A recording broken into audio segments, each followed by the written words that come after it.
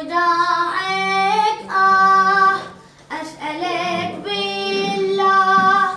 زينب أني لا جبل واقف شفتني ليك مع السلامة لو قلت حسبني من باشرتي مع السلامة لو رحت احسبني من باشرتي لو نويتي تروح